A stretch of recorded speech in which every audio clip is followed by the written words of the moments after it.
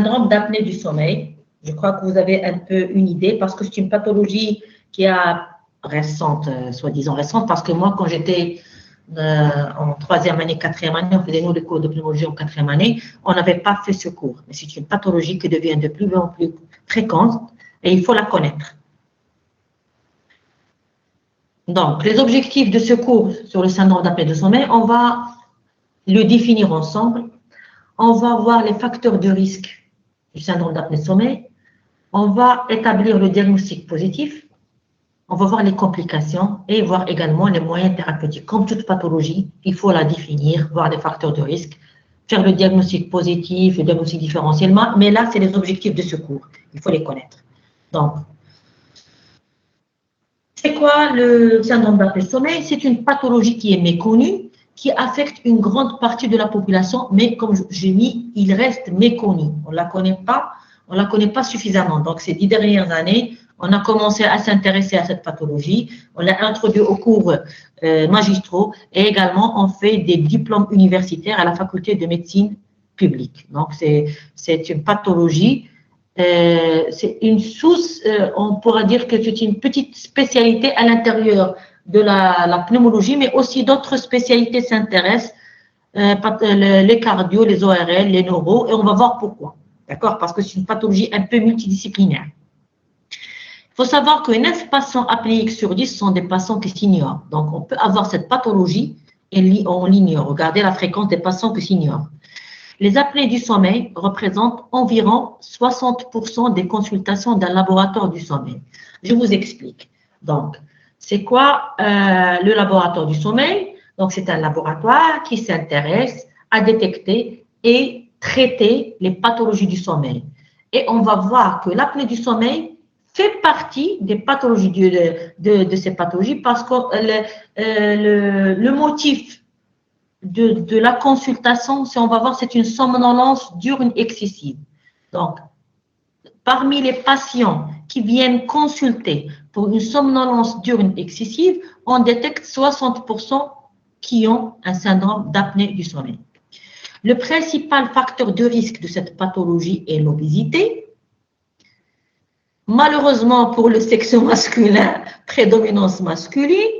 Et on constate que le pic d'incidence, c'est entre 40 et 50 ans. Généralement, à cet âge, on commence à prendre du poids aussi bien chez les hommes que chez les femmes. Donc, on voit que l'incidence, elle est très élevée. Rarement chez les jeunes. Les jeunes, c'est surtout quand on a des pathologies anatomiques. On va voir les étiologies de ce syndrome. Donc, avant de définir cette pathologie, il faut définir d'abord l'apnée, l'hypopnée, c'est-à-dire les événements respiratoires anormaux. Comment on définit l'apnée? L'apnée, c'est l'arrêt de la respiration. Tout le monde connaît cette définition. Mais l'apnée a une définition précise. C'est l'interruption du débit aérien de plus de 10 secondes. Donc, c'est chronométré. On va voir, et cette apnée, ce n'est pas au réveil. Le syndrome d'apnée du sommeil, c'est on dort et on fait des apnées. Il faut faire la différence entre l'apnée et on est réveillé et l'apnée quand on dort. Donc, généralement, c'est pour ça les patients s'ignorent. Ils ne savent pas qu'ils font des apnées lors du sommeil. Donc, l'apnée, il est défini par une interruption du débit aérien de plus de 10 secondes. 10 secondes, c'est une apnée. Moins de 10 secondes, ce n'est pas une apnée. Donc, on différencie une apnée obstructive, une apnée centrale et une apnée mixte. C'est quoi l'obstructif? C'est des patients qui font des apnées, arrêt de la respiration de 10 secondes. Ils dorment, ces apnées. Ces patients, ils sont dans leur sommeil. Ils ont une apnée, mais les efforts ventilatoires persistent, c'est-à-dire ils respirent. Et là, sur cette diapositive, je vous ai mis, parce que c'est des tracés assez malades pour faire le diagnostic, on va faire un examen complémentaire, on va le voir, polygraphie, polysomnographie, et on aura des enregistrements qu'on va voir sur ordinateur. Donc, je ne sais pas si vous voyez le petit curseur, la flèche. Vous la voyez? Oui, madame. Vous voyez la flèche? Oui, madame. D'accord, c'est bon. Donc là, c'est la respiration, c'est le débit aérien, d'accord? Inspiration, expiration. Vous voyez jusque-là, qu'est-ce qu'on constate? Là, surtout, on aura arrêt de la respiration. Et on va voir sur l'écran, parce qu'on a un logiciel sur ordinateur quand on fait la lecture des tracés, on voit que le malade a arrêté de la respiration 10 secondes. Déjà, là, je définis l'apnée. Qu'est-ce que je constate? Ce malade, pour l'enregistrer, on fait des sangles thoraciques et abdominales et qui va nous renseigner s'il y a persistance des mouvements. Là, c'est des mouvements thoraciques, là, c'est des mouvements abdominaux. Donc, si on a arrêt de la respiration de 10 secondes avec la persistance des mouvements, on parle d'apnée obstructive.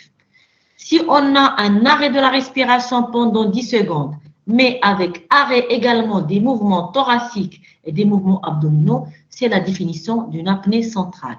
Et généralement, c'est des atteintes neurologiques. Nous, surtout, on va insister sur ce cours, sur l'apnée obstructive. Donc, c'est le pneumologue qui traite cette apnée. On peut avoir des apnées mixtes. Ça commence par l'absence d'efforts ventilatoires et se termine par des efforts ventilatoires. D'accord? Donc, on a 3 types d'apnée. L'hypopnée, donc on a apnée, un événement respiratoire, et on a l'hypopnée. C'est quoi l'hypopnée? C'est une diminution de 50% de débit aérien par rapport au niveau de base, et également, j'insiste, c'est chronométré, c'est 10 secondes. Donc là, la respiration, vous voyez, on a réduction de débit. À un certain moment, il est réduit de 50%, d'accord, de niveau de base, et ça dure 10 secondes. Là, je vais la coter quand je vais lire mon enregistrement, c'est une hypopnée. Parfois, on a moins de 50%, c'est-à-dire moins que ça. Et moins de 50%, on a 10 secondes. Qu'est-ce qu'on cherche? On cherche d'autres critères pour la définir. Qu'est-ce qu'on recherche? On recherche, est-ce que le malade a fait une chute de la saturation au moment de la diminution du débit aérien. Si on trouve que sa saturation a chuté au moment de cette diminution qui n'accède pas 50%, je vais la coter comme étant une hypopnée. Sinon, si vous avez une réduction de moins de 50% et vous avez un micro-éveil détecté à l'EEG. Je vous explique c'est quoi le micro-éveil. Un micro-éveil, c'est un sujet qui dort, donc il n'est pas réveillé. C'est un réveil de l'activité cérébrale. C'est pour ça que j'ai mis détecté à l'électroencéphalogramme. Donc, le malade, il dort, il n'est pas réveillé, mais on détecte une activité à l'électroencéphalogramme. Dans ce cas, on peut définir une hypopnée. Donc, deux définitions de l'hypopnée. Soit on a une chute de 50% du débit pendant 10 secondes, soit on a une chute de moins de 50% avec une désaturation ou un micro-éveil. Donc là, on a défini l'apnée et l'hypopnée. La même chose, cette hypopnée peut être obstructive ou centrale selon l'existence ou non des mouvements thoraciques et des mouvements abdominaux. Là, c'est le tracé qu'on obtient lorsqu'on enregistre un patient. On va voir en détail après les examens complémentaires, mais pour définir l'index d'apnée-hypopnée, je suis obligée de vous montrer cette diapositive. Là, c'est une polysomnographie. Donc, c'est un malade qui va dormir avec un enregistrement. Donc, on met pour détecter le flux nasal, on met un microphone pour voir s'il y a un ronflement, on met une sangle thoracique et abdominale pour voir si ça bouge, on met un saturomètre pour voir si c'est désature, on met un électroencéphalogramme pour détecter les micro-éveils. Donc, c'est très important pour nous. Après, on va définir le syndrome d'apnée-sommeil. Là, on est en train de définir les critères, les événements respiratoires. Je n'ai pas encore défini le syndrome d'apnée obstructive du sommeil. Donc, on va définir l'index d'apnée-hypopnée, c'est-à-dire, on va compter les apnées et les hypopnées que fait mon malade toute la nuit et je vais diviser par le temps endormi. Donc, je vous donne un exemple. Un malade qui a fait 6 heures du sommeil, d'accord? Et quand j'ai compté, j'ai trouvé qu'il a, par exemple, je vais pour ça, que ce soit simple, j'ai compté 60 apnées.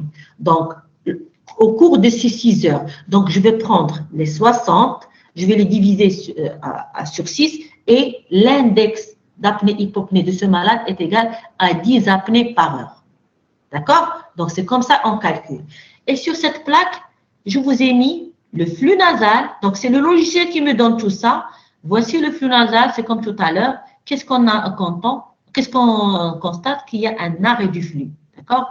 Cet arrêt du flux, je vais voir le thorax et l'abdomen. Je vois qu'il y a persistance de mouvement. Et le logiciel de mon ordinateur écrit ici obstructif. Donc, il a défini lui-même parce qu'il est réglé, mais malgré tout ça, le médecin spécialiste du sommeil, parce que c'est une spécialité. Donc, on est pneumologue, on fait des diplômes universitaires pour suivre ces malades. D'accord? Donc là, je vais coter cette apnée comme étant obstructive.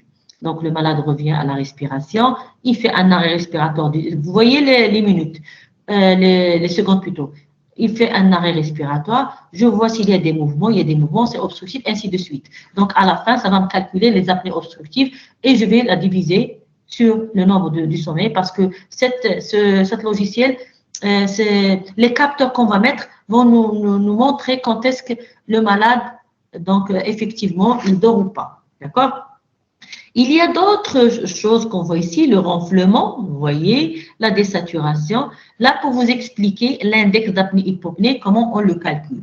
Donc, on additionne le nombre d'apnées et d'hypopnées sur toute la nuit divisé par le temps endormi. Donc, on différencie deux types de syndrome d'apnée de sommeil. Le syndrome d'apnée centrale, on a déjà défini l'apnée centrale, donc où il y a prédominance des apnées centrales, c'est l'absence des efforts ventilatoires. On les voit surtout dans les pathologies neurologiques et généralement, on adresse nos malades au neurologue. Et là, c'est des maladies neurologiques, c'est le neurologue qui les traite. Nous, on va insister surtout sur le syndrome d'apnée obstructif, c'est-à-dire avec persistance des efforts ventilatoires et c'est le plus fréquent, on parle de SAOS, syndrome d'apnée obstructive du sommeil. Donc, depuis tout à l'heure, on était en train de définir des événements respiratoires. Donc, on a défini l'apnée, on a défini l'hypopnée, obstructive et centrale, on a défini l'index d'apnée-hypopnée. Là, on va définir ce fameux syndrome d'apnée obstructive du sommeil. Donc, il y a une définition universelle par les critères de l'American Academy of Sleep. Le SAOS est défini par la présence de critères. On a les critères A ou B et du critère C, on va le voir, qui est obligatoire. Quel est ce critère A? Le critère A, c'est la somnolence diurne, c'est-à-dire le jour, excessive, non expliquée par d'autres facteurs. Je ne vais pas la coter comme étant pathologique. Si vous avez fait la fête la nuit ou bien vous avez veillé ou là, vous avez pris un somnifère, cette somnolence, elle est expliquée. Mais si un patient qui dort correctement, qui n'a pas de pathologie, qui n'a pas veillé et qui a une somnolence pendant plusieurs jours non expliquée, ça, c'est pour moi une somnolence diurne excessive. Donc, c'est le critère A à rechercher cliniquement. Il y a carrément des critères pour la coter, cette somnolence diurne excessive. Ou, donc, je dois avoir soit ce critère A ou deux au moins des critères suivants non expliqués par d'autres facteurs, du critère B.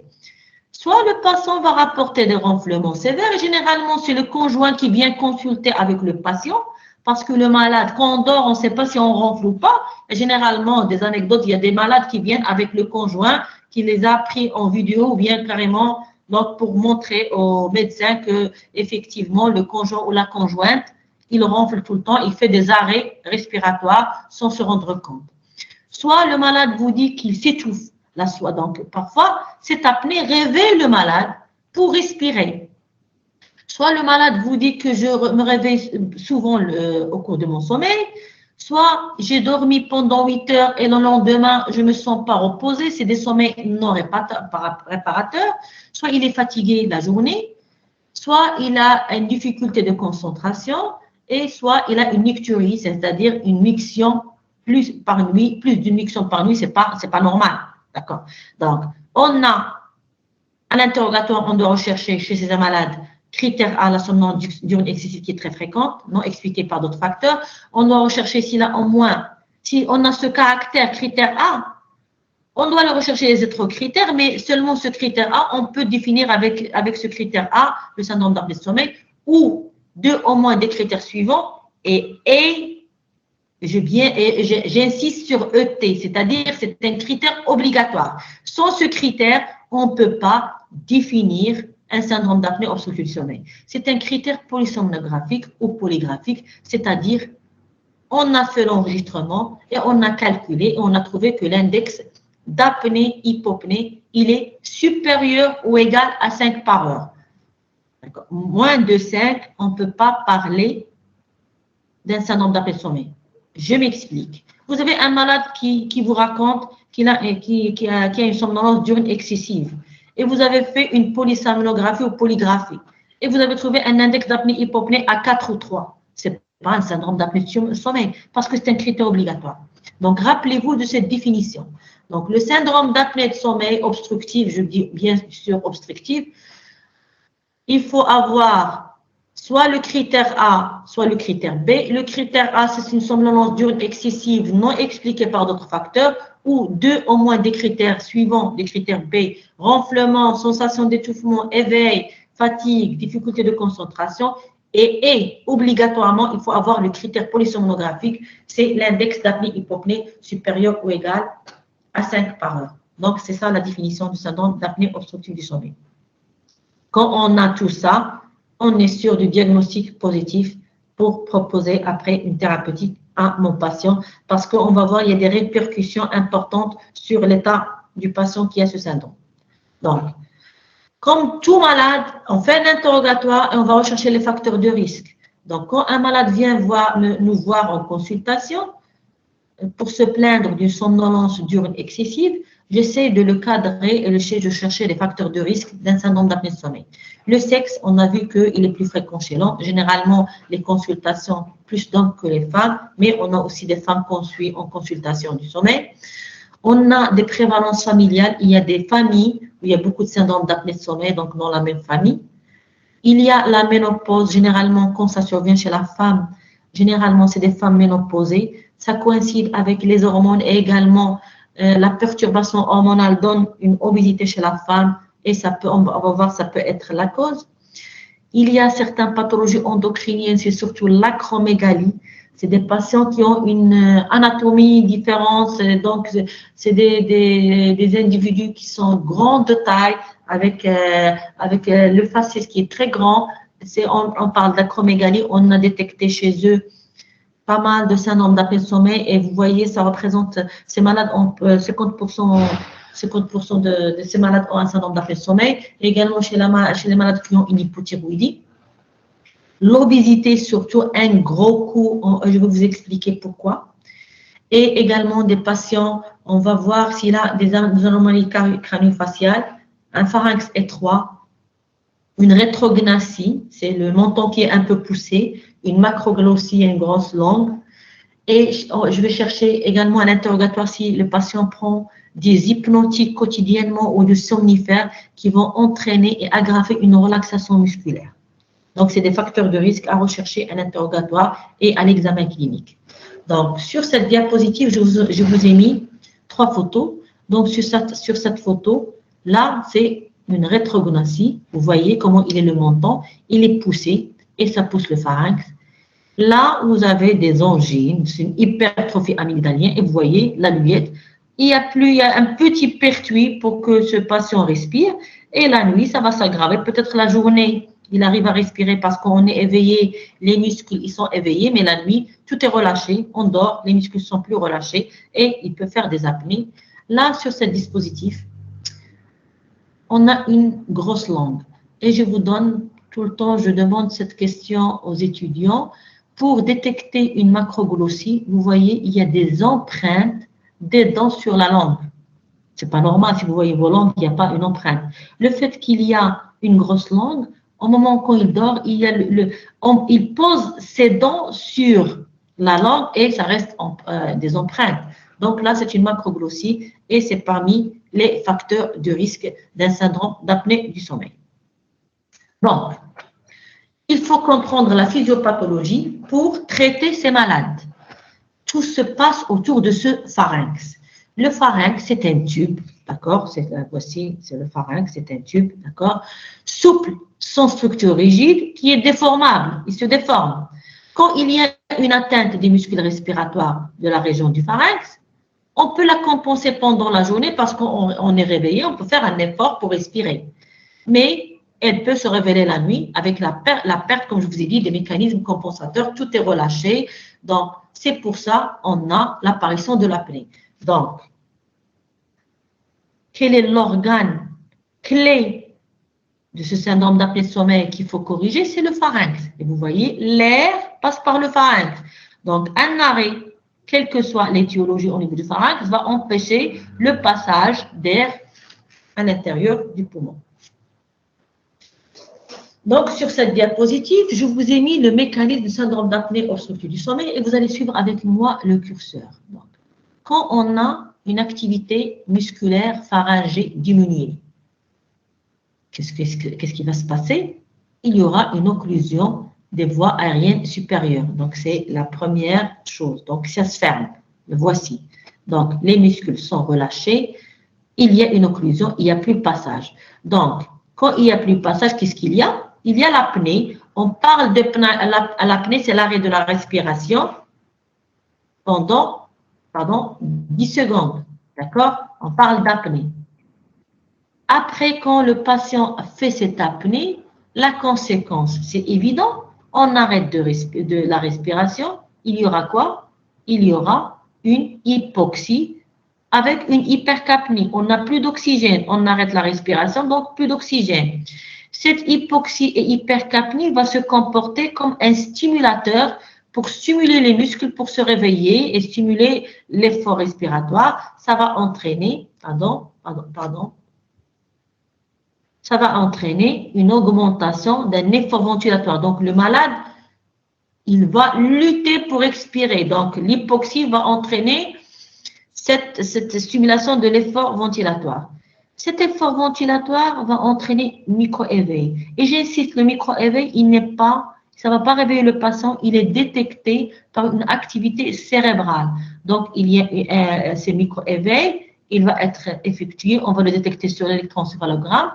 Ça va entraîner une augmentation, parce que c'est comme un petit réveil, une augmentation du tonus musculaire. Donc, on est parti avec une diminution de l'activité musculaire. Donc, ce micro-réveil va entraîner une augmentation de tonus et le malade va reprendre sa ventilation. Donc, il faut savoir que c'est la reprise ventilatoire, c'est ça le ronflement que vous entendez. Donc, vous voyez, c'est un cercle vicieux. Ça commence par une activité musculaire basse et ça se termine par une reprise ventilatoire. Regardons au milieu de ce cercle. Le fait de faire cette cascade d'événements à chaque apnée, qu'est-ce qui va se passer? On aura une fragmentation du sommeil. Vous savez que le sommeil, il y a des stades. Il y a le sommeil réparateur, le sommeil rapide, le sommeil paradoxal. Chaque fois qu'il y a des apnées, la structure du sommeil va être perturbée et fragmentation du sommeil. Il y a cette fragmentation du sommeil. Le malade, ce patient, même s'il dort, donc il n'a pas fait un sommeil réparateur. Et le lendemain, il a tendance à dormir. Et parfois, on trouve des patients qui attendent dans la salle d'attente pour rentrer voir le médecin. Ils dorment sur la chaise en attendant leur tour. Donc, c'est une somnolence diurne excessive. Et le fait de faire des apnées à chaque fois, on aura des complications cardiovasculaires. On a besoin d'oxygène. Donc, tous nos organes ont besoin d'oxygène. Donc, que ce soit le cœur, que ce soit le cerveau, d'accord? Et ces complications cardiovasculaires vont entraîner des conséquences qui sont graves. Augmentation de la mortalité. D'accord? Vous voyez ce cercle vicieux et les conséquences à l'intérieur de ce cercle. Et ces malades qui font des apnées, donc comme on a défini, ça ne sera pas une seule apnée. Donc vous voyez, on a fait le calcul, l'index d'apnée-hypopnée doit être supérieur ou égal à 5. Donc il a fait beaucoup d'apnées tout le long de son sommeil. Donc, on a vu la physiopathologie, on a vu le mécanisme, comment se déroule. Là, on va voir le diagnostic positif. Le diagnostic positif, on a vu le facteur de risque. On va recueillir à l'interrogatoire, est-ce qu'il y a des antécédents qui peuvent suspecter un SAOS associé. Les pathologies cardiovasculaires, ça peut être l'hypertension artérielle, les AVC, les fractures du myocarde, l'angor, c'est des antécédents. Insuffisance cardiaque, arythmie. Donc, c'est des malades qui viennent, bien sûr, pour consulter pour une somnolence diurne excessive, ou bien c'est le conjoint qui le ramène parce qu'il ronfle ou il arrête de respirer. Et quand on demande pour les antécédents, on trouve qu'il y a des pathologies qui peuvent suspecter ce syndrome d'apnée obstructive, surtout les pathologies cardiovasculaires. Et il faut savoir qu'il y a pas mal de malades qui font des arrêts cardiaques la nuit, et il y a le décès la nuit, et ils avaient une pathologie cardiovasculaire et les apnées ont décompensé leur pathologie cardiovasculaire lors du sommeil. Bien sûr, il faut rechercher des pathologies respiratoires type BPCO, Parce que déjà, la BPCO, le bronchopneumopathie chronique obstructive, le malade a le VMS, il est faible et tout. Déjà, la respiration, il est basse, ce n'est pas comme un sujet normal. Et ça va encore s'aggraver s'il a des syndromes d'apnée de sommeil, les myopathies, l'atteinte musculaire. Si le malade a un syndrome restrictif secondaire à une pathologie interstitielle, il faut rechercher également aux antécédents les atteintes, les pathologies endocriniennes qui sont fréquentes chez les malades. On a vu tout à l'heure l'hypothyroïdie et l'acromégalie. Rechercher des pathologies psychiatriques, dépression, psychose, épilepsie. Rechercher des malformations aux antécédents, mais aussi vous allez voir le malade. Vous pouvez détecter cliniquement est-ce qu'il est trisomique ou bien une pathologie crânio-faciale. Demander s'il a un reflux gastro-œsophagien et demander s'il est suivi pour une atteinte neuromusculaire. Et on a vu tout à l'heure que tout dépend de notre muscle pharyngé qui doit être normal pour éviter ces apnées. Donc là, c'est des antécédents qui nous font suspecter un syndrome d'apnée obstructive associé. Donc, là, après avoir recueilli les antécédents, on va rechercher des symptômes. Donc, les symptômes, ça peut être diurne comme ça peut être nocturne. Et sur cette diapositive, j'ai divisé les signes du jour et les signes de la nuit. Donc, généralement, c'est des patients qui viennent fatigués, qui rapportent la fatigue matinale. Ils sont irritables, déprimés, ils ne sont pas de bonne humeur. Ils somnolent tout le temps, le matin, même s'ils ont fait un bon sommeil de plus de 7-8 heures. Ils sont fatigués, ils ont des céphalées. J'ai pas mal de patients que je suis en consultation. Le motif de consultation, c'était des céphalées matinales. Le trouble de concentration et de mémoire. Chez les enfants, ça se détecte avec un retard d'apprentissage ou une hyperactivité. Et diurne, l'examen, c'est des malades qui ont une hypertension artérielle. C'est des symptômes. Nocturne, ronflement dans 80% des cas. Les arrêts respiratoires perçus par l'entourage. Des réveils fréquents avec sensation d'étouffement. Une nocturie. Les troubles de la sexualité. L'arythmie cardiaque sur nocturne. Vous voyez ces symptômes et signes cliniques. Le patient peut consulter chez un pneumologue parce qu'il a un arrêt respiratoire, comme il peut consulter chez un neurologue parce qu'il a une nocturie, trouble de la sexualité, comme il peut consulter chez un cardio. Donc, c'est des signes. C'est pour ça, je vous ai dit tout à l'heure, c'est une maladie qui est pluridisciplinaire et plusieurs spécialistes touchent à cette pathologie. D'accord? Donc, là, c'est un outil, ce que je vous ai mis ici, c'est un outil de dépistage de la somnolence. Même si le malade vous dit que je somnole tout le temps, il faut avoir un truc un peu objectif. Donc, c'est des échelles qui sont traduites au Maroc en arabe. Donc, on donne normalement aux malades, en attendant qu'ils rentrent voir le médecin, ce type d'outils. Ils vont répondre, d'accord? Donc, on va voir ensemble quels sont les items. Donc, vous voyez qu'il y a ici, je crois, 8 items. Donc, on va dire au patient de cocher 0 s'il ne somnole jamais, s'il est assis en train de lire. 1, s'il a de faibles chances de s'endormir. 2, s'il a une chance moyenne de s'endormir. 3, s'il a de fortes chances de s'endormir. Donc, et il va nous écrire à côté 0, 1, 2, 3. Par exemple, je vous donne un exemple. Il y a des situations, si vous amusez à calculer votre échelle de pointe, vous allez trouver quelque chose. Mais, par exemple, je trouve anormal. Attendez. En train de regarder la télévision, ça nous arrive souvent, d'accord? Assis en train de parler à quelqu'un, je crois que ça ne va pas arriver tout le temps. Donc, mais c'est des malades qui parfois sont en train de parler et ils dorment. Donc, et à la fin, on va dire que c'est une somnolence diurne, excessive, avec un index d'Epworth positif lorsqu'il est supérieur ou égal à 10.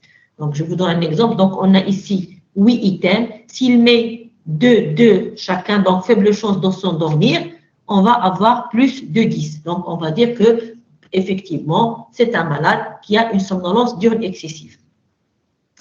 Donc, là, c'est un outil qu'on donne pour objectiver la somnolence. Après, on va faire un examen clinique de ce patient. On a parlé de l'obésité qui est un facteur de risque. On va faire la mesure du poids et de l'IMC de la taille pour faire l'IMC.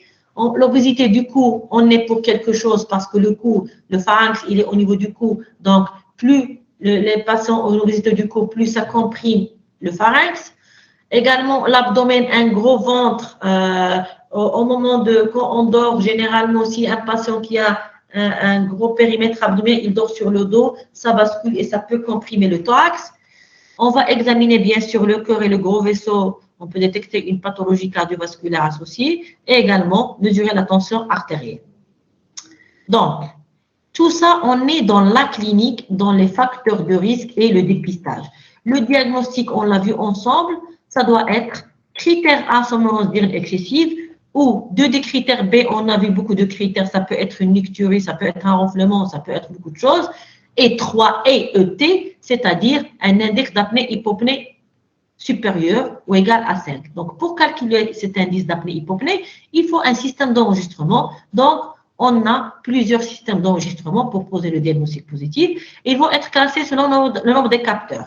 Donc, quand vous entendez polysomnographie au laboratoire, il y a des laboratoires du sommeil partout dans les hôpitaux. Vous allez trouver à Vicenne, à l'hôpital ici, à l'hôpital militaire, à Cheikh Zayed. Donc, c'est des malades qui vont dormir dans un laboratoire sous surveillance par un personnel formé et on va placer des détecteurs, l'électroencéphalogramme, l'électroonculogramme, l'électromyogramme, mentonnier. On va mettre bien sûr ce qui nous intéresse pour définir l'apnée, le débit aérien nasobuccal, effort respiratoire pour différencier l'apnée obstructive de centrale, électrocardiogramme.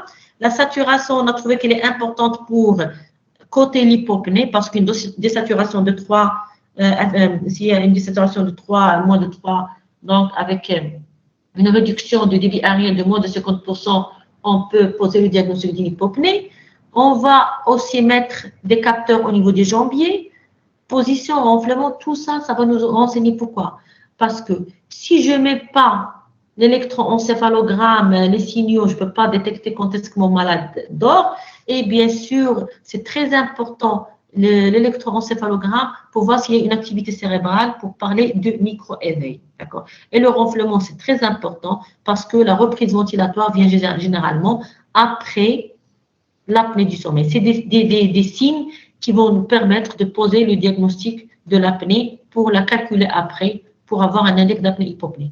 Donc, on a le choix pour plusieurs types. Donc, soit on peut indiquer une polysomnographie avec l'enregistrement aussi bien des événements respiratoires que les événements neurologiques. On peut, et ce sera au laboratoire, on peut faire une polysomnographie en conditions non surveillées. Actuellement, au Maroc, il y a plusieurs prestataires qui viennent chez les patients à domicile pour être chez eux, dans leur lit, pour ne pas être perturbés. Ils vont placer les capteurs et le lendemain, ils vont ramener les capteurs avec une puce, c'est comme une carte qui va enregistrer et nous, après, nous allons faire la lecture sur nos ordinateurs où il y a le logiciel. On peut faire également proposer une polygraphie ventilatoire. Vous voyez, polysomnopolygraphie ventilatoire. La polygraphie ventilatoire, on n'a que les signaux respiratoires. Le débit aérien, les mouvements respiratoires, l'oxymétrie, la fréquence cardiaque ou l'ECG. Donc, c'est 4 signaux simples qu'on peut faire et il se fait généralement en ambulatoire. On peut détecter, mais ça ne confirme pas parce que l'intérêt de faire la polygraphie ou la polysomnographie, c'est de coter l'index d'apnée-hypopnée qui fait partie de la définition syndrome d'apnée-sommeil. Parfois, lorsque c'est pas au Maroc, c'est dans des pays un peu qui sont submergés par des consultations. Pour prendre un rendez-vous de polysomnographie ou polygraphie, ça vient, ils peuvent avoir leur tour 1 mois à 2 mois. Et quand c'est une urgence, on peut proposer l'enregistrement type 4, c'est-à-dire 1 ou 2 signaux respiratoires, oxymétrie ou débit aérien, mais ça ne confirme pas le diagnostic. Donc, on va calculer que le malade fait des désaturations souvent, mais ça ne définit pas le syndrome d'apnée-sommeil. Généralement, c'est un test de dépistage. Donc, pour poser le diagnostic, c'est la polysomnographie ou la polygraphie. Je dois compter l'index d'apnée-hypopnée. Donc, le type 4, c'est des malades chez qui on va trouver des désaturations. Il faut après confirmée par une polygraphie ou polysomnographie. Donc, voici la polygraphie ventilatoire. Donc, c'est un sujet qui peut être normal. Donc, qu'est-ce qu'on lui met? Donc, c'est généralement les prestataires. Il ne va pas se balader comme ça. Donc, c'est le soir. Donc, quelqu'un du laboratoire vient à domicile du patient. Il va lui placer la sonde nasale. Voici micro. Position, parce que c'est la position du corps et l'actimètre qui me montre est-ce que le malade était sur le dos ou sur le côté quand il a fait les apnées.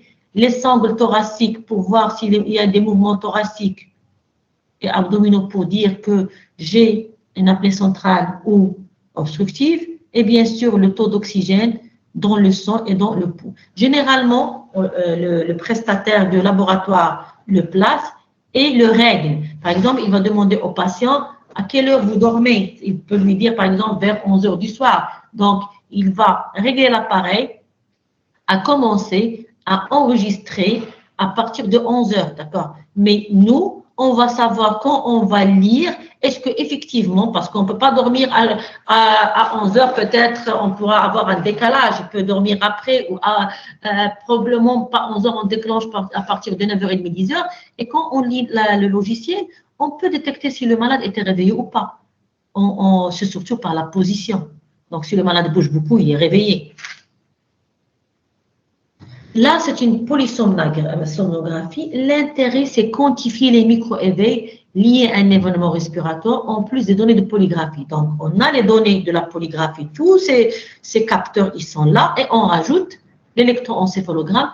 L'intérêt, c'est surtout quand le malade dort, si on a des mouvements, surtout au niveau oculogramme, ça signe les micro-éveils et ça peut nous orienter vers une hypopnée qu'on ne pouvait pas coter sans l'électroencéphalogramme.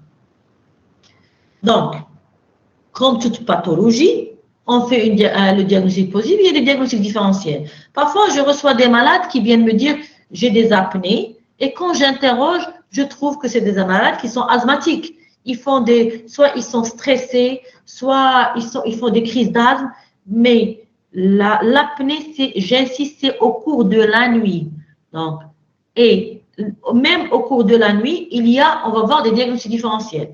Donc, on va prendre la sensation d'étouffement la nuit, on va chercher les diagnostics différentiels, le ronflement et la somnolence dans la journée. Donc, pour la sensation d'étouffement de la nuit, les apnées ne surviennent qu'en dormant. Donc, j'insiste, ils sont inconscients de ces apnées. Donc, on recherche par l'interrogatoire pour éliminer d'autres étiologies de ces sensations d'étouffement la nuit, c'est le reflux. D'accord? Le reflux, ça dérange et parfois le malade, il vous dit que j'ai des apnées, mais généralement, le malade, il ne dort pas. L'asthme nocturne et les crises de panique et de l'angoisse nocturne. C'est des crises de panique et le malade vous décrit ça comme étant une soif d'air la nuit, mais avec l'interrogatoire, on peut éliminer ces diagnostics. Le ronflement. Il faut savoir qu'on peut ronfler sans être apnéique. Il y a des malades qui ont des ronflements simples et comment on les détecte? On fait un enregistrement, on trouve qu'ils ont des ronflements, mais ils n'ont pas d'apnée. Donc, c'est des malades qu'on ne va pas proposer la thérapeutique du syndrome d'apnée de sommeil qui est bien défini. Le diagnostic du syndrome d'apnée de sommeil, il est bien défini, c'est des arrêts respiratoires. Donc, et on peut avoir également, il faut éliminer les gînements respiratoires, expiratoires, c'est toujours au cours de l'interrogatoire. La somnolence. Donc, la somnolence peut avoir plusieurs causes. Donc, les hypersomnies, c'est une maladie en elle-même et le syndrome d'apnée de sommeil fait partie. Donc, je peux vous donner l'exemple de la narcolepsie. D'accord? Donc, la somnolence peut être secondaire à un manque de sommeil, prise de l'alcool et des médicaments sédatifs, une dépression, le syndrome des jambes sans repos. Pour vous expliquer c'est quoi, on le détecte également en enregistrement. Je vous ai dit tout à l'heure qu'on fait l'EMG. Donc, c'est des malades qui dorment la nuit, mais ils bougent beaucoup leurs jambes sans se rendre compte. Ils n'ont pas d'apnée, mais les jambes n'arrêtent pas de bouger. Ces malades, le lendemain, ils sont hyper fatigués, ils somnolent. On dirait qu'ils ont parcouru des distances au cours de la nuit, ils ne se rendent même pas compte. On parle de syndrome des jambes sans repos. C'est des malades qui sont pris en charge par les neurologues. Généralement, on leur donne des trucs pour reposer un peu leurs muscles. Ils sont très fatigués et ils somnolent, mais ce n'est pas un syndrome d'apnée de sommeil. C'est un diagnostic différentiel. Autre cause de somnolence, comme je vous dis, narcolepsie, c'est une maladie neurologique, ou bien l'hypersomnie sans cause apparente idiopathique. On a cherché les étiologies, on n'a pas trouvé. Narcolepsie, c'est des malades qui n'ont pas de syndrome d'apnée de sommeil, ils sont réveillés, ils sont là, et d'un seul coup, ils rentrent dans le sommeil profond. Donc, on a vu le diagnostic différentiel avec la sensation d'étouffement la nuit, le renflement et la somnolence. Donc, on a défini le diagnostic positif, le diagnostic différentiel. Ça rejoint également les autres pathologies comme le pneumothorax. Il faut connaître la sévérité de chaque maladie pour proposer une thérapeutique adaptée. Donc, il est recommandé de prendre en compte deux composantes pour évaluer la sévérité de syndrome d'apnée obstructive du sommeil. Le niveau de sévérité est défini sur une composante la plus sévère. Quelles sont les deux composantes? C'est l'index d'apnée-hypopnée et c'est la somnolence. L'index d'apnée-hypopnée, vous voyez sur cette flèche, avant, si on a moins de 5 apnées, on n'est plus dans la maladie. Ce n'est pas un syndrome d'apnée obstructive du sommeil. À partir de 5, on va commencer à partager. Si on trouve un index d'apnée-hypopnée entre 5 et 15, on est dans le léger. 15 à 30 modéré. Au-delà de 30, il est sévère. La somnolence également, on va faire une cotation légère, peu de répercussions, modérée, répercussion modérée, sévère, importante perturbation de la vie du patient, donc il ne peut pas mener une vie sociale ou professionnelle normale. Donc, je vais parler d'un malade sévère s'il a une composante la plus sévère. Et je vous donne un exemple. Un malade chez qui j'ai fait une polygraphie ou une polysomnographie et j'ai détecté qu'il a un SAOS léger, je ne vais pas coter comme léger s'il a une somnolence sévère. Donc, j'ai mis ici le niveau de sévérité défini sur la composante la plus sévère. Donc, l'index d'apnée-hypopnée, il est léger, mais il a une répercussion importante sur la vie sociale ou professionnelle. D'accord? Donc, c'est ça le niveau de sévérité. Sur l'index d'apnée-hypopnée et sur la somnolence, indésirable ou épisode de sommeil involontaire qui perturbe la vie sociale et professionnelle. Il faut savoir qu'il y a aussi des formes cliniques. On peut avoir un SAOS chez l'enfant, qui n'est pas rare. Il prédomine entre 2 et 5 ans et reconnaît comme cause principale l'hypertrophie des amygdales et des végétations nasales, des végétations. Tout le monde, surtout les petits-enfants, quand ils rentrent, généralement les mamans, ils voient que leur enfant arrête la respiration au cours du sommeil, il vient consulter le pédiatre et quand on examine, on trouve une hypertrophie amygdalienne ou bien ils ont des végétations. Et si on intervient sur les amygdales ou sur les végétations, tout rentre dans l'ordre. Donc, c'était quelque chose d'anatomique, quelque chose local. Une fois on l'enlève, tout rentre dans l'ordre. Le syndrome d'overlap syndrome, c'est une forme particulière qui associe un SAOS chez des malades qui sont suivis pour une pneumopathie obstructive du sommeil. Pourquoi? Vous allez me dire pourquoi on a isolé cette forme clinique. Parce que déjà la BPCO, c'est une pathologie qui perturbe la respiration et le fait des apnées obstructives, ça peut aggraver. Donc, c'est un facteur de gravité, il faut le prendre en charge rapidement. Également, il y a le syndrome d'obésité-hypoventilation. C'est des malades qui ont un syndrome d'apnée de sommeil et également ils ont une hypoventilation. Donc, si vous faites la gazométrie là, le jour, vous allez trouver chez ces patients des hypoxémies et des hypercapnies. C'est des formes cliniques. Les conséquences de cette maladie que je viens de vous décrire sur les facteurs de risque, la clinique, le diagnostic positif, et ça peut être l'objet des questions d'examen parce que les conséquences, ils sont graves. C'est pour ça qu'il faut diagnostiquer et prendre en charge rapidement ces malades. Vous voyez, il y a des conséquences métaboliques, donc c'est grave. Conséquences cardiovasculaires, donc c'est grave. Conséquences comportementales, donc c'est grave. Et bien sûr, la somnolence excessive et les céphalées peuvent entraîner des accidents de la voie publique mortels. Donc, les conséquences métaboliques, on peut avoir un diabète qu'on n'arrive pas à gérer, un syndrome métabolique, on peut avoir une prise du poids, une nocturie, un dysfonctionnement érectile, les conséquences cardiovasculaires, le fait d'avoir des apnées toutes les nuits, ça va entraîner une hypertension artérielle parce qu'à chaque apnée, il y a une hypoxie, il y a une perturbation de la vascularisation et ça donne des coups. Il y a des malades qui font des pics hypertensifs ils sont connus hypertendus, ils font des pics hypertensifs au cours de la nuit, au cours des apnées, ils peuvent faire carrément des AVC ischémiques. Donc, ça peut entraîner des troubles de rythme cardiaque, des accidents, des AVC, comme je vous ai dit, une infarctus du myocarde et des insuffisances cardiaques. Ça peut être la nuit comme le jour. C'est des conséquences qui peuvent être nocturnes comme diurnes. Comportemental, le fait de ne pas bien dormir, le malade, il est irritable, il est en dépression, il a des difficultés de se concentrer, il a des troubles cognitifs et mnésiques. Et bien sûr, comme je vous dis, la somnolence excessive est une conséquence et des céphalées, et il faut redouter les accidents de la voie publique. Donc, il y a quelques années, on a fait une enquête avec les médecins de l'hôpital Avicenne. On a fait une enquête sur les aires de repos. Donc, il y avait des étudiants de médecine qui interrogeaient les patients, les aires de repos, pour voir s'ils avaient des épisodes de somnolence en conduisant et s'ils avaient des épisodes, des accidents de la voie publique. Et cliniquement, on avait détecté, même si on n'a pas fait le diagnostic avec confirmation, bon, on avait suspecté pas mal de syndrome d'apnée de sommeil qui était en cause d'accidents de la voie publique. À l'étranger, par exemple en France, avant d'avoir le permis de conduire des gros engins, des bus, des cars et tout, il faut faire un dépistage. Donc, on envoie ces conducteurs dans des laboratoires du sommeil pour faire des polygraphies et des polysomnographies avant d'avoir leur permis parce que s'ils ont cette pathologie, ils peuvent avoir des accidents de la voie publique et bien sûr, ils ne sont pas tout seuls, ils transportent des individus avec eux. Donc, risque accidentel, somnolence et accident de la route. La somnolence excessive affecte de manière significative la vigilance et les performances.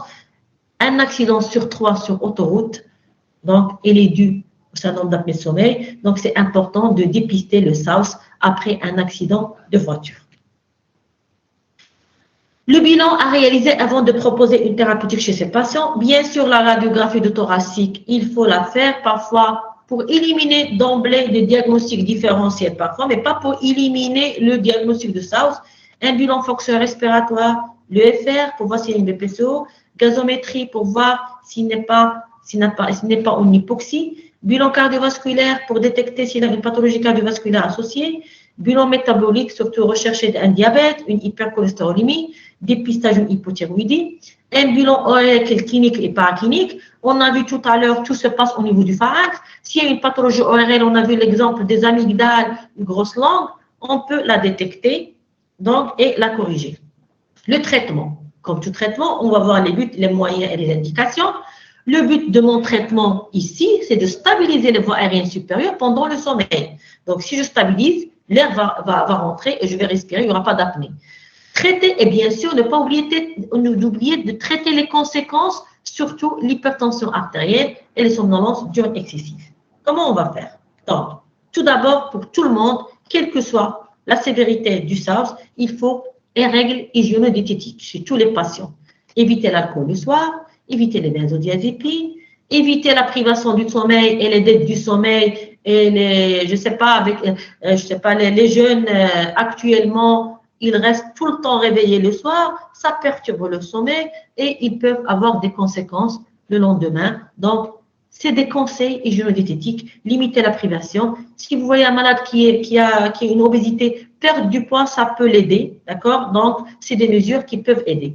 Il est recommandé que tout patient ayant un SAOS associé à une obésité ou un surpoids, il faut l'envoyer pour des conseils alimentaires, idéalement une prise en charge nutritionnelle. C'est pour ça que je vous ai dit tout à l'heure, c'est une maladie multidisciplinaire. Le nutritionniste aussi gère avec nous ces malades. Le traitement toujours, et je vous montre les moyens. Le traitement positionnel. Tout à l'heure, quand on voulait enregistrer le patient, je vous ai parlé de la position. Donc, il y a des malades qui font des apnées sur le dos. On propose des traitements positionnels. Donc, généralement, c'est des malades qui ont des SAOS légers ou modérés, qui ne sont pas obèses. Donc, il est recommandé d'éviter le décubitus dorsal. On faisait il y a longtemps des balles de tennis qu'on faisait coudre des alarmes au niveau des pyjamas. C'est un peu perturbant pour le patient. Quand il veut se mettre sur le dos, ça le dérange et il le met sur le côté, mais c'est perturbant. Actuellement, ils ont mis des sangles à l'intérieur de la sangle. C'est comme une ceinture, une petite boule qui va déranger. C'est pas, on ne va pas s'amuser à coudre des balles de tennis sur tous les pyjamas du patient. Donc, mais là, j'insiste, c'est un traitement positionné, c'est-à-dire c'est un sauce détecté seulement sur le dos et léger ou modéré. Quel que soit si le sauce il est modéré, sévère, il ne faut pas donner que ce traitement positionnel. C'est pour ça que j'ai mis en bas. Il est recommandé de toujours vérifier l'efficacité parce que ça peut ne pas être efficace. Donc, je ne vais pas dire au malade, ah, vous avez un syndrome d'apnée de sommeil sur le dos, je vais vous mettre ça, une boule ou bien une sangle avec une balle et tu rentres dans l'ordre. Je vais lui indiquer ça, mais je vais le enregistrer avec cette sangle ou avec cette alarme. Si je vois qu'il n'y a pas correction, je vais lui proposer une autre thérapeutique. La thérapeutique et le traitement de référence, c'est ça, c'est la pression positive continue. C'est quoi cette pression positive continue? Le principe, c'est quoi? Je vais envoyer une pression permanente dans les voies aériennes supérieures. Ce sera par l'intermédiaire d'un masque. Là, je vous ai mis des schémas du pharynx. Donc, vous voyez le pharynx, là, le diamètre, comment il est. Si je donne une pression de 5 cm, il est plus ouvert. Si je donne une pression de 10 cm, il est plus encore ouvert. Si je donne 15 cm, il est encore plus ouvert. Donc, c'est quoi? Mon but, c'est d'ouvrir ce pharynx qui se colle là, parce qu'on a dit que c'est un tube qui est déformable, pour que le malade respire tout le long de la nuit et je n'aurai pas des arrêts respiratoires. D'accord? La pression continue va empêcher la fermeture complète des voies respiratoires, mais elle doit nécessité d'être utilisée tous les nuits. On ne va pas demander aux patients de la mettre qu'une seule nuit. Donc, c'est un malade qui est détecté porteur d'un syndrome d'apnée de sommeil. Il fait les apnées tout le temps. Donc, il doit avoir cette pression positive continue tout le temps. Donc, au moment de dormir, on va voir comment il est ce matériel. Il doit mettre un masque branché avec un appareil qui va lui livrer une pression qui va laisser son pharynx ouvert pour éliminer, pour ne pas laisser ces apnées survenir. Donc, voici un schéma de voie aérienne supérieure fermée. Vous voyez là, c'est un collapsus à l'inspiration. Là, c'est un malade chez qui on a préconisé une pression positive continue à l'aide d'un masque nasal. Vous voyez un tuyau qui va être rattaché à l'appareil, qui va donner une pression. Et vous voyez, quand vous donnez une pression, qu'est-ce qui se passe? Ces voies aériennes supérieures vont s'ouvrir et il y a de l'air qui passe au niveau de la trachée du patient et on n'aura pas d'apnée. Donc, on va corriger ce syndrome d'apnée-sommeil par cette pression positive continue. Voici l'appareil, c'est le traitement de référence. Donc, vous voyez, je vous ai mis ici une photo de quelqu'un qui dort avec. C'est un petit appareil, d'accord? Il est petit. Là, c'est un humidificateur, mais l'appareil, ça se résume à là. Donc, ce n'est pas de l'oxygène. J'insiste, parfois, l'oxygène, il est indiqué s'il est malade en insuffisance respiratoire et qu'il y a une apnée associée, mais ce n'est pas de l'oxygène. C'est une pression. C'est un appareil qui entraîne, il envoie une pression pour ouvrir et maintenir les voies aériennes supérieures. Donc, on livre une pression positive continue au moment de dormir. Donc, le malade doit avoir l'appareil tout le temps avec lui et il doit l'utiliser au minimum 5 heures pour que ça soit efficace. Et je vous dis bien que, généralement, si le malade, il est compliant, s'il utilise l'appareil tout le temps, il voit sa vie transformée. Donc, il n'y a plus de céphalée, plus de somnolence dure parce qu'il n'y aura plus de fragmentation du sommeil au cours de la nuit. Donc là, c'était les anciens appareils. Actuellement, c'est miniaturisé, c'est ça. Donc, vous voyez, c'est vrai, vous allez dire que c'est un peu lourd, on dirait des astronautes, mais c'est important. Là, actuellement, on a sophistiqué un peu ces appareils. On peut mettre qu'une petite sonde nasale ici, d'accord, pour qu'on ne compte pas. Parfois, il y a des malades qui ont besoin d'un masque nasobuccal. Ce masque nasal, il est plus pratique parce que le malade peut parler avant de dormir. Le masque nasobuccal, une fois il est appliqué, le malade ne va pas l'enlever à chaque fois, donc c'est un peu fatigant. Mais généralement, nasal, c'est un jeu. Et je vous dis bien sûr que ça va transformer sa vie. C'est une pathologie de la nuit, donc le traitement se fait la nuit. Donc, les indications. On va indiquer cette pression positive continue chez tous les patients qui ont un syndrome d'apnée de sommeil sévère. Donc, c'est la première des choses à proposer chez ces malades quand ils ont un index d'apnée-hypopnée supérieur à 30 par heure. Les patients qui ont un SAOS qui est inférieur à 30, mais qui ont une somnolence diurne excessive handicapante. Donc, c'est grave. Pour ces malades aussi, on va leur préconiser, on va leur conseiller cette pression positive continue. Les patients qui ont un SAOS qui est léger, mais ils ont une comorbidité cardiovasculaire grave. Donc, on a peur que le malade va aggraver cette pathologie cardiovasculaire. Donc, on préconise pour lui cette pression positive continue. Les résultats, vous voyez la régression des symptômes à 99%. On normalise l'index d'apnée-hypopnée parce qu'on va suivre ces malades. Donc, cet appareil, il y a une disquette et on peut surveiller la disparition des apnées tous les jours. Donc, ça enregistre tous les jours. Après, on fait la lecture. On voit qu'il y a normalisation de l'index d'apnée-hypopnée. Il y a une excellente observance. C'est l'acceptation qui est un peu difficile. Donc, elle est estimée à 65 à 85%. Donc, il y a à peu près 20% des patients qui n'arrivent pas à tolérer le masque à mettre la nuit. Il y a une alternative, mais le mieux, si vous avez des patients qui ont un index d'apnée-hypopnée sévère ou bien une comorbidité cardiovasculaire ou bien une somnolence diurne excessive, la meilleure thérapeutique, c'est la pression positive continue. La deuxième alternative, c'est l'orthèse d'avancée mandibulaire. Donc, tout se passe autour du pharynx. Donc, pour libérer ce pharynx, on va pousser un peu la mandibule par une orthèse, donc qui va déplacer à l'avant le maxillaire inférieur et élargir l'espace pharyngé.